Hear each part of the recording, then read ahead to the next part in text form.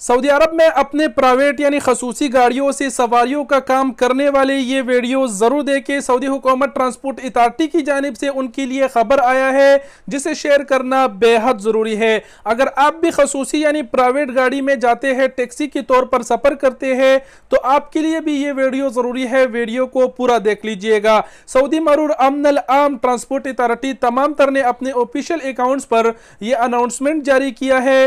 पहला पोस्ट जो उन्होंने लगाया है उसमें लगभग उन्होंने तमाम तर एयरपोर्टों के हवाले से बात की है और बताया है कि ला तरकिब मा गैर मुरख्खस यानी गैर लाइसेंस याफ्ता गाड़ी में आपने सफ़र नहीं करना है। उन्होंने लगभग तमाम तर एयरपोर्टों के एदाद शुमार जारी किया है कि लगभग हर एक एयरपोर्ट पर बड़ी तादाद में जो लाइसेंस याफ्ता टैक्सियाँ है वो अवेलेबल है। इसके अलावा उन्होंने ये भी बताया है कि एयरपोर्टों पर रेंट कार की सहूलत भी अवेलेबल है, ऐप टैक्सी की सहूलत भी अवेलेबल है और बसेस की सहूलत भी अवेलेबल है।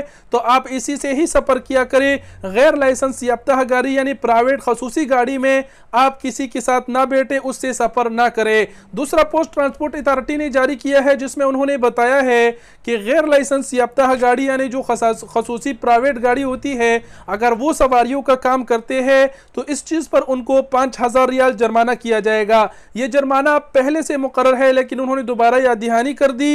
एक और इंतहाई अहम पोस्ट जो उन्होंने लगाया है, अमन आम ने भी लगाया है, सऊदी मरूर ने भी लगाया है, जिसमें बहुत ही अहम पॉइंट का बात जिक्र किया गया है। इसके बारे में आप सब के लिए जानना जरूरी है क्योंकि इस पॉइंट की वजह से आप बड़े खतरे, आप बड़े मुश्किल में फंस सकते हैं। ये पॉइंट समझना होगा।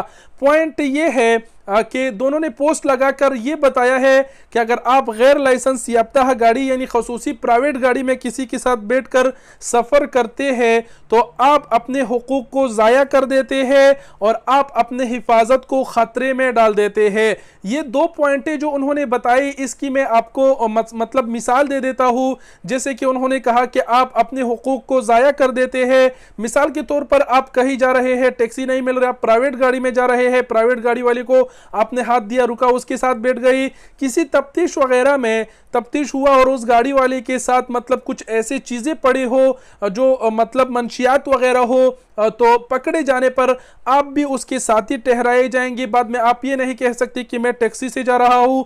वो तफ्तीश वाले आपको कहेंगे कि कौन से एंगल से आपको ये टैक्सी लग रहा है, आप इसकी दोस्त है, आप झूठ बोल रहे हैं। तो एक ये हुआ कि आप अपने हुकूक को ज़ाया कर देते हैं। दूसरा, आप अपने हिफाजत को ख़तरे में डाल देते हैं, उन्होंने कहा।